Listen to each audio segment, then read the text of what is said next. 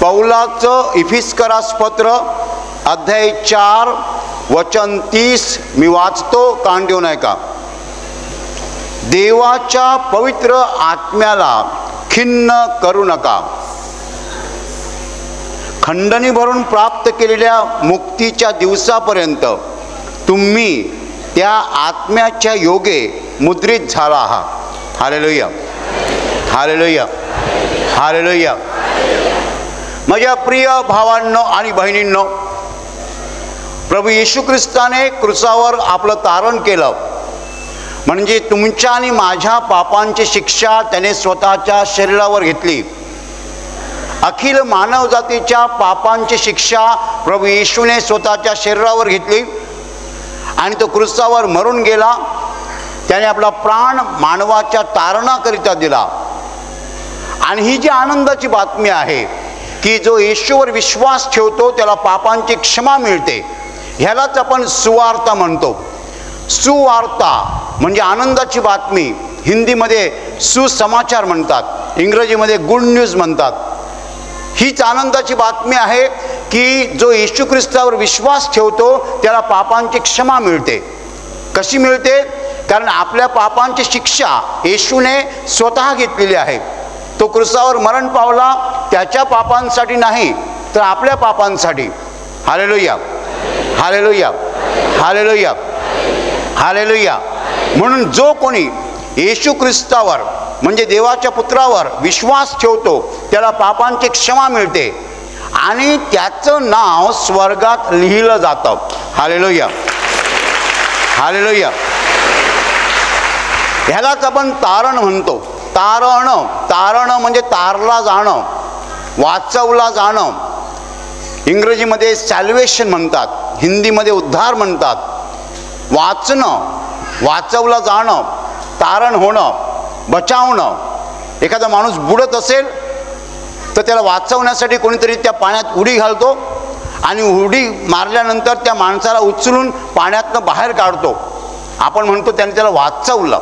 Hallelujah. पूर्ण मानवजात पापाच्या महासागरामध्ये बुडाली होती आणि येशू ख्रिस्ताने स्वर्गातनं उडी घेतली या महासागरामध्ये आणि मानवाला वाचवलं. Hallelujah, hallelujah. या बातमीलाच आनंदाची बातमी म्हणजेच सुवार्ता म्हणतात.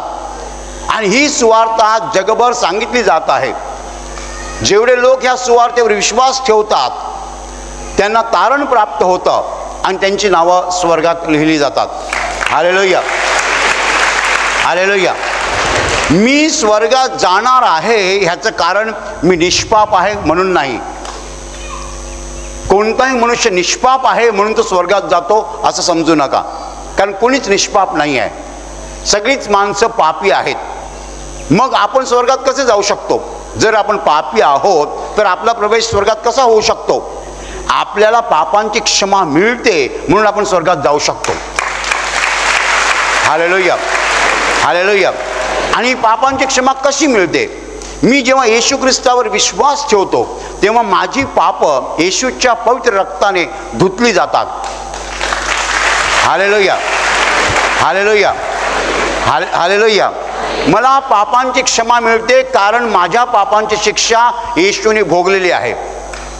येशूने जी शिक्षा भोगलेली आहे, चापकाचे फटके, त्याला मारत मारत नेण्यात आलं, त्याच्या अंगावर क्रूस होता, खांद्यावर क्रूस होता, त्याच क्रूसावर त्याला खिळे ठोकून मारण्यात आलं. त्याच्या शरीराचा चेंदामेंदा झाला होता, पूर्ण शरीर रक्ताने भरून गेलं होतं, डोक्यावर काट्याचा मुकुट होता, त्यातनं रक्त बाहेर येत होतं. ही सगळी शिक्षा जी त्याने येशूने सहन केली ती तुमच्या आणि माझ्या पापांची होती. इतकंच नव्हे तर येशूने मरण कवटाळलं, मरण व्यंगेत घेतलं, तो मरणातनं पार गेला, मरण त्याने स्वीकारलं. तो देव आहे, तो मरू शकत नाही. येशूने मरण स्वीकारलं, मरण सोसलं. बायबलमध्ये असं म्हटलं आहे, येशूने मरण सोसलं, मरण सहन केलं. तो मरू शकत नाही, मरण त्याला नाही आहे कारण तो देव आहे. परंतु तुमच्यासाठी आणि माझ्यासाठी त्याने मरण पत्करलं, मरण कवटाळलं, मरणाचा अनुभव घेतला, अशासाठी की आपल्याला पापांची क्षमा मिळावी. Hallelujah, hallelujah. माझ्या प्रिय भावांनो आणि बहिणींनो, जर मी येशूवर विश्वास ठेवलेला आहे आणि मला पापांची क्षमा मिळालेली आहे, तर मी आता कसली वाट बघत आहे? एक दिवस मी डोळे मिटावे आणि सरळ स्वर्गात जावं, ह्याचीच मी वाट पाहतोय. माझ्या प्रिय भावांनो आणि बहिणींनो, आपल्याला तारण मिळाल्यानंतर लगेच प्रभू आपल्याला स्वर्गात घेत नाही. आपल्याला पापांची क्षमा मिळाल्यानंतर लगेच येशू आपल्याला स्वर्गात घेत नाही. तर तारण मिळाल्यानंतर काही दिवस, काही महिने, काही वर्षे आपण या जगात राहतो. प्रभू आपल्याला जगात का ठेवतो? अशासाठी जगात ठेवतो की आपल्या जीवनाची साक्ष इतरांना मिळावी आणि आपल्याकडे पाहून आणि आपले शब्द ऐकून लोक येशूकडे यावेत आणि त्यांना तारण प्राप्त व्हावं. Hallelujah, hallelujah, hallelujah. एक माणूस या ठिकाणी प्रार्थनेला आज आलेला आहे आणि त्याचं जीवन पापाने भरलेलं आहे. मी जेव्हा सांगतो की तुम्ही येशूवर विश्वास ठेवा, तुम्हाला पापांची क्षमा मिळेल आणि पापांची क्षमा मिळाल्यावर तुम्ही स्वर्गात जाल. जर त्याने विश्वास ठेवला, त्याने ठरवलं मी विश्वास ठेवणार, मी कितीही पापी असलो तर येशू मला क्षमा करतोय आणि म्हणून मी येशूवर विश्वास ठेवणार आणि पापांची क्षमा मिळवणार. त्याने जर विश्वास ठेवला आणि त्याला जर पापांची क्षमा मिळाली तर लगेच तो मरेल का? लगेच त्याने मरून स्वर्गात जावं का? नाही. देव तसं होऊ देणार नाही. देव त्याला लगेच स्वर्गात घेणार नाही. का लगेच स्वर्गात घेणार नाही? अशासाठी की तो माणूस जो आहे पापी जीवन जगत आहे, त्याने येशूचा स्वीकार केलेला आहे, तो घरी जाईल आणि दुसऱ्या दिवसापासून त्याचं वागणं बदलेल. तो दारूला स्पर्श करणार नाही. तो लोकांना ठोसाठोशी करतो ते बंद करणार. तो ऑफिसमध्ये लाच घेतो ते बंद करणार. त्याच्यातला दुष्टपणा जाणार, क्रूरपणा जाणार. तो दुर्जन होता तो सज्जन बनणार. आणि हे सगळं लोक बघतील की हा माणूस काल वाईट होता, आज चांगला झाला. कसा चांगला झाला? अरे बाबा रे, तू कसा बदललास? तो म्हणेल मी येशूवर विश्वास ठेवलेला आहे, मी देवावर विश्वास ठेवलेला आहे आणि येशू मला चांगलं करायला शिकवतो. मी आजपर्यंत जे करत होतो ते येशूला आवडत नव्हतं. देवाला न आवडणाऱ्या गोष्टी मी करत होतो. ठोसाठोशी, लाच घेणं, शिव्या देणं, दारू पिणं, हे सगळं जे मी करत होतो ते देवाला आवडत नव्हतं.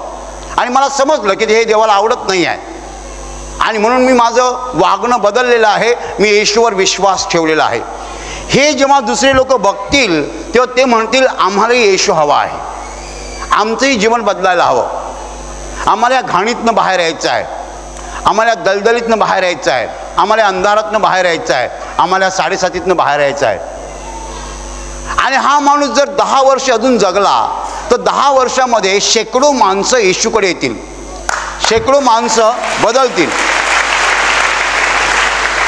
आणि म्हणून येशू त्याला एका दिवसात बोलावत नाही. त्याचं तारण झालं की लगेच त्याला स्वर्गात घेत नाही. का स्वर्गात घेत नाही?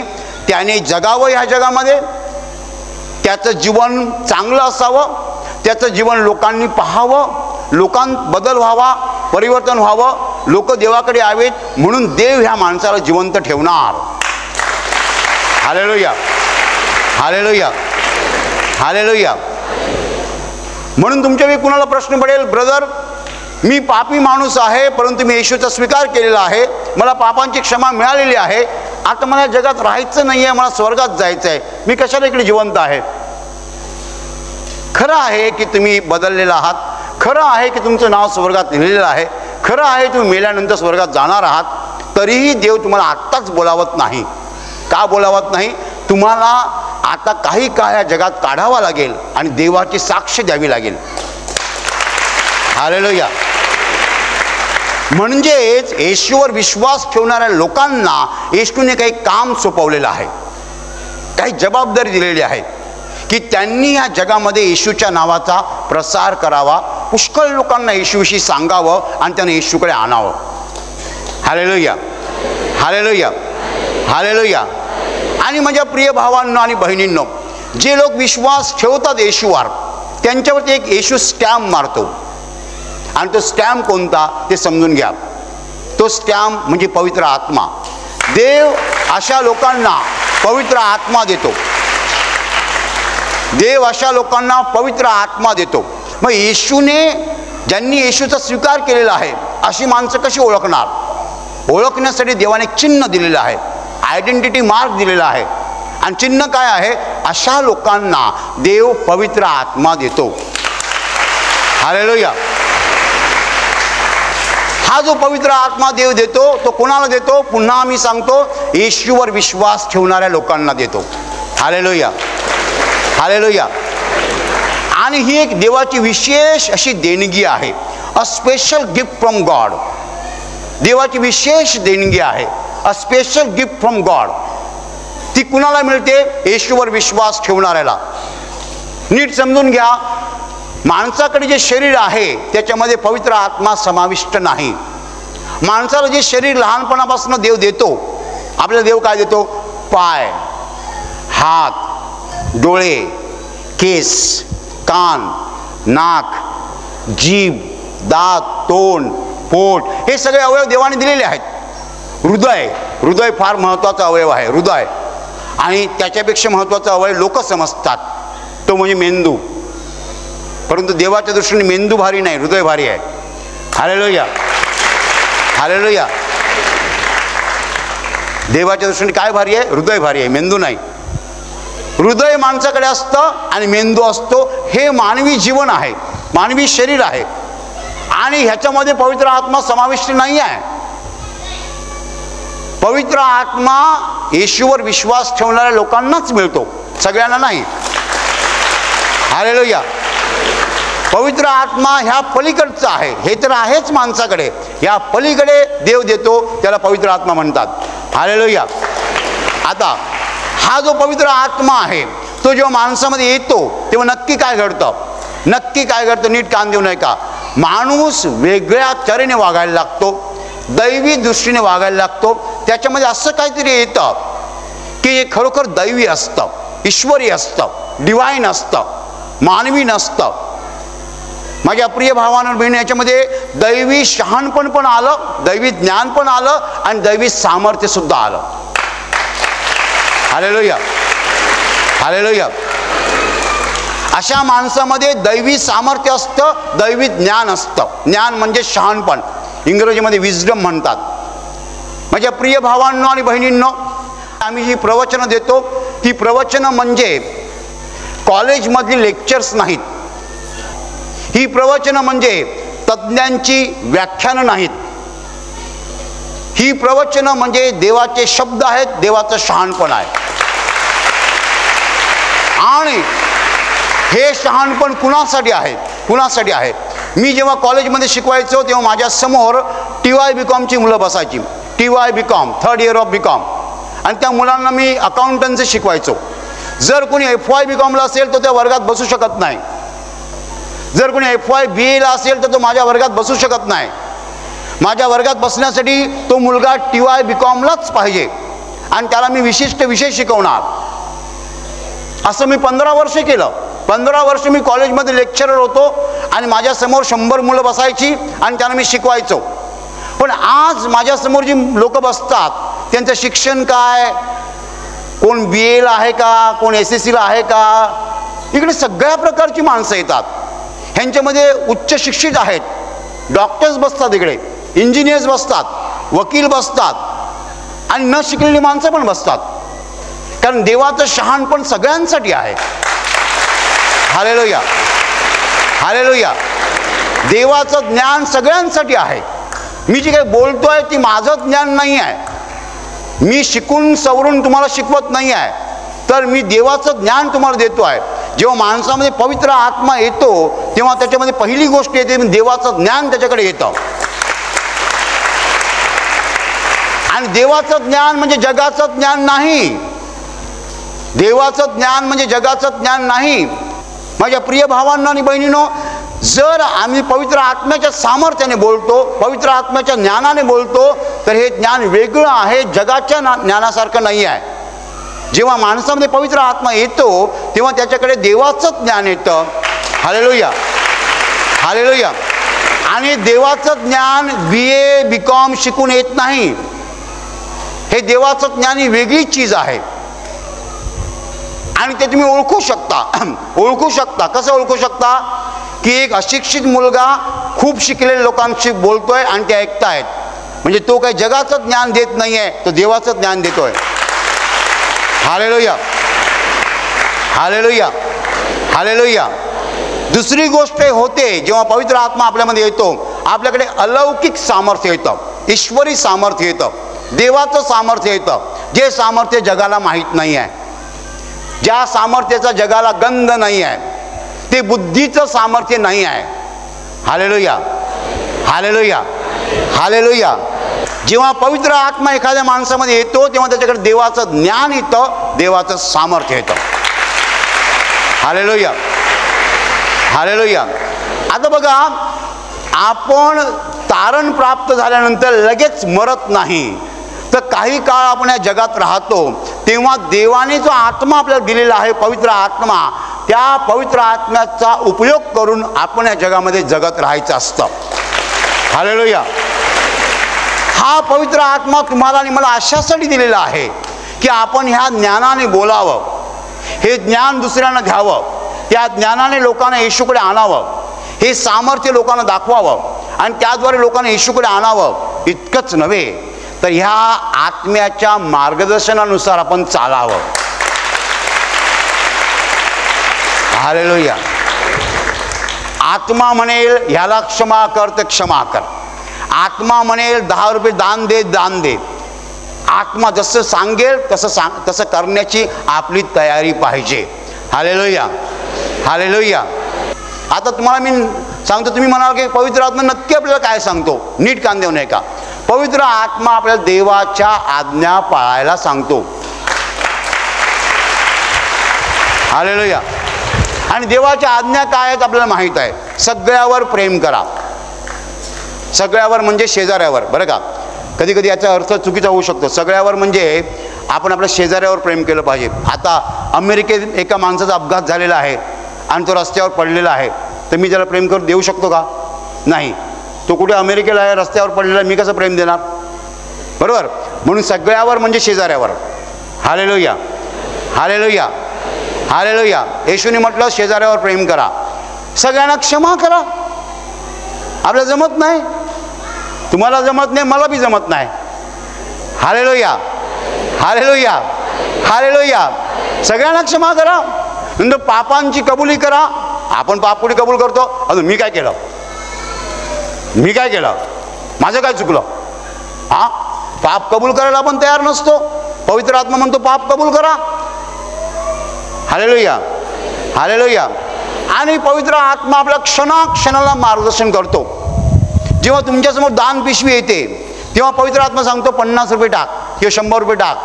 तुम्ही पवित्र आत्मा सांगता ए चुप बस, चुप बस. आणि मग तुम्ही 5 रुपये शोधता, 2 रुपये शोधता, 1 रुपये शोधता आणि 1 रुपये टाकता. बरोबर. दान पिशवी पुढे गेली की डावा पाय दुखायला लागतो. आय ग, तेव्हा बरं होतं पाय, आता दुखायला लागला. पवित्र आत्मा म्हणतो माझं ऐकलं नाही ना, म्हणून मी चिमटा काढला. हालेलुया.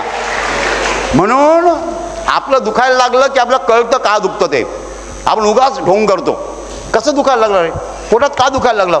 काही तिखट खाल्लं का, काही आंबट खाल्लं का, हां काही तेलकट खाल्लं का, माझ्या पोटात दुखते. असं नाही म्हणत. कोणाला शिवी दिली का, कोणाचा ठोसा मारला का, असं नाही विचार करत माणूस.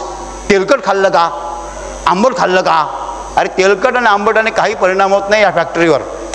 ही फॅक्टरी जबरदस्त आहे. ही फॅक्टरी देवाने बनवलेली आहे, जबरदस्त बनवलेली आहे. तेलकट, तिखट, आंबट कसलाही परिणाम याच्यावर होत नाही. परिणाम कसला होतो? ठोसा मारा, शिवी द्या, बरोबर, त्याचा परिणाम याच्यावर होतो. पण लोक विचार कसला करतात? तेलकट काय खाल्लं का, तुपट खाल्लं का, आंबट खाल्लं का, बाबा बाबा बाबा बाबा, याच्याने काही होत नाही परिणाम. पण असा नाही विचार कर मी कोणाला शिवी दिली का, मी कोणाच्या पोटात ठोसा मारला का, मी चोरी केली का. हो, ऑफिसमधला एक पेन जरी चोरला तरी ती चोरीच आहे. ऑफिसमधला एक पेन जरी चोरला तरी ती चोरीच आहे. Hallelujah, hallelujah, hallelujah, hallelujah, hallelujah. माझ्या प्रिय भावांनो आणि बहिणींनो, पवित्र आत्मा आपला सदाचा मार्गदर्शक आहे. नेहमी मार्गदर्शन करतो. असं कर, असं करू नकोस. हालेलुया. आता वचन असं म्हणतं की देवाच्या पवित्र आत्म्याला खिन्न करू नका. पवित्र आत्मा सांगतोय ना 50 रुपये टाक तर 50 रुपये टाक. 5 टाकले तर काय होणार? देवाचा पवित्र आत्मा खिन्न होणार, नाराज होणार, निराश होणार, त्याला बरं नाही वाटणार. त्यांनी सांगितलं 50 टाका आणि तुम्ही 5 टाकले तर. हालेलुया. माझ्या प्रिय भावांनो आणि बहिणींनो, पवित्र आत्मा आपल्या सदाचा मार्गदर्शक आहे. तो जे सांगतो ते आपल्याला करता आलं पाहिजे. जेव्हा आपण त्याच्या सांगण्याप्रमाणे करतो तेव्हा आपल्याला कुठेही अडचण येत नाही. आपल्या सगळ्या अडचणी तो दूर करतो, सगळ्या संकटावर आपण मात करू शकतो, आपलं जीवन स्मूथ होतं. पण तो सांगतो ते आपण जेव्हा करत नाही तेव्हा मात्र आपण अडचणीत येतो, तेव्हा मात्र आपण संकटात येतो. पवित्र आत्मा आपल्या अंतकरणात असतो आणि तो आपल्याला नेहमी सांगत असतो, प्रॉम्प्टिंग करत असतो. इंग्रजीमध्ये प्रॉम्प्टिंग म्हणतात. तर माझ्या प्रिय भावांनो आणि बहिणींनो, पवित्र आत्म्याला खिन्न करायचं नाही म्हणजे पवित्र आत्मा जे सांगतो तेच करायचं. माझ्या प्रिय भावांनो आणि बहिणींनो, पवित्र आत्म्याला खिन्न करू नका म्हणजे पवित्र आत्मा जसं सांगतो तसं करा. आत्मा जसं सांगतो तसं आपल्याला करता आलं पाहिजे. आत्म्याला खिन्न करू नका. कारण पुढे म्हटलेलं आहे, खंडणी भरून प्राप्त केलेल्या मुक्तीच्या दिवसापर्यंत त्या आत्म्याचे योगे, आत्म्याच्या द्वारे तुम्ही मुद्रित झालेला आहात. हालेलुया. खंडणी भरून प्राप्त केलेल्या मुक्तीच्या दिवसापर्यंत, तो जो मुक्तीचा दिवस आहे, ज्या दिवशी येशूवर विश्वास ठेवणाऱ्या लोकांची मुक्ती होणार आहे, त्यांना स्वर्ग प्राप्ती होणार आहे, त्या दिवसापर्यंत आपल्याला पवित्र आत्म्याच्या मार्गदर्शनानुसार चाललं पाहिजे. हालेलुया. हालेलुया. तो असा एक दिवस आहे की ज्या दिवशी देव सांगेल, जेवढ्यांनी येशूवर विश्वास ठेवलेला आहे त्यांची पापं माफ झालेली आहेत, क्षमा झालेली आहेत, तुम्ही सरळ स्वर्गात चला. हालेलुया. त्या दिवसापर्यंत आपल्याला देवाने राखून ठेवलेलं आहे आणि त्या दिवसापर्यंत आपल्याला पवित्र आत्म्याच्या मार्गदर्शनानुसार चालायचं आहे. पवित्र आत्मा जसं सांगतो तसं चालायचं आहे. म्हणजेच माझ्या प्रिय भावांना बहिणी, याचा अर्थ असा की जरी आपलं तारण झालेलं आहे, जरी आपल्या पापांची क्षमा मिळालेली आहे, तरी आज या क्षणाला आपण पवित्र आत्म्याचं ऐकायला पाहिजे. लक्षात येतं तुमच्या? कल्पना करा, एक मुलगा आहे, आई वडिलांना एकच मुलगा आहे आणि आई वडिलांकडे पुष्कळ संपत्ती आहे, बरोबर. आता ती प्रॉपर्टी सगळी त्या मुलाचीच होणार हे आई वडिलांना माहीत आहे, त्यालाही माहीत आहे, बरोबर. तुमच्या लक्षात येतं मी काय बोलतोय? एक मुलगा आहे, आई वडील आहेत, आई वडिलांना दुसरा मुलगा नाही आहे, सगळी प्रॉपर्टी त्याचीच होणार हे त्यालाही माहीत आहे आणि आई वडिलांनाही माहीत आहे. ह्याचा अर्थ असा होतो का की त्या मुलाने कसंही वागावं? ह्याचा अर्थ असा होतो का की त्या मुलाने कसंही वागावं? नाही. त्या मुलाने चांगलं वागावं, आई वडिलांची सेवा करावी, आई वडिलांच्या आज्ञा पाळाव्यात, तर आई वडिलांना ती प्रॉपर्टी मुलाच्या हातात देताना आनंद होईल.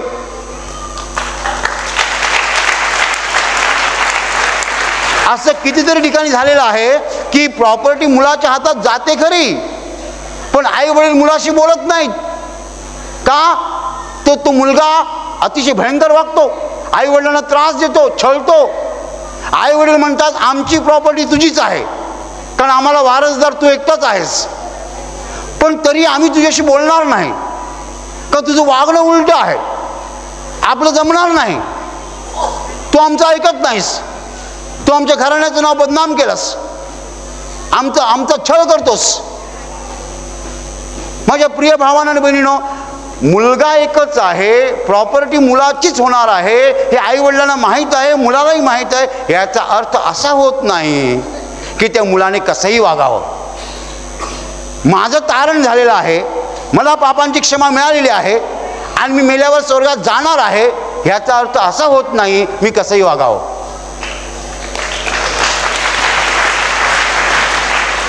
लक्षात आहे तुमच्या कोणी सांगेल ब्रदर येशू जर पापांची क्षमा करतो, मला पापांची क्षमा मिळालेली आहे आणि मी जी पापं करणार आहे त्याची पण क्षमा मला येशू करणार आहे, मी स्वर्गात जाणार आहे, मी कसाही वागू शकतो का? मी कसाही वागू शकतो? मारा, चोरी करा, क्षमा करा. तो क्षमा करणार नाही का? करणार. करणार. पण वचन असं म्हणतं, देवाच्या आत्म्याला खिन्न करू नका, नाराज करू नका. आई वडिलांचा एकुलता एक मुलगा आहे, सगळी प्रॉपर्टी त्याचीच होणार आहे. पण तो जेव्हा आईला छळतो, वडिलांना छळतो, तेव्हा आई आणि वडील काय करणार? खिन्न होणार. काय होणार? खिन्न होणार.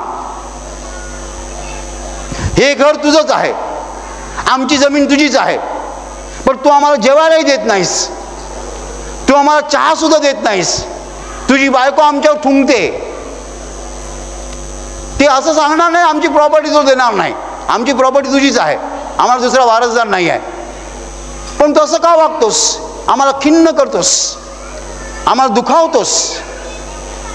त्याप्रमाणे देवाने आपल्याला क्षमा केलेली आहे, आपल्याला तो स्वर्गात घेणार आहे. पण अशा स्थितीमध्ये जर आपण देवाच्या विरुद्ध वागत राहिलो तर देवाचा आत्मा खिन्न होणार, नाराज होणार. Hallelujah, hallelujah, hallelujah. माझ्या प्रिय भावांनो आणि बहिणींनो, म्हणून काही लोक अशी प्रार्थना करतात, हे प्रभू माझं तारण झालेलं आहे, मला लवकरात लवकर उचलून घे, कारण या जगात माझा भरोसा नाही, पुन्हा मी वाईट मार्गाला जाईन, पुन्हा मी पाप करायला लागेन, त्यापेक्षा वरती आलो तर बरं होईल.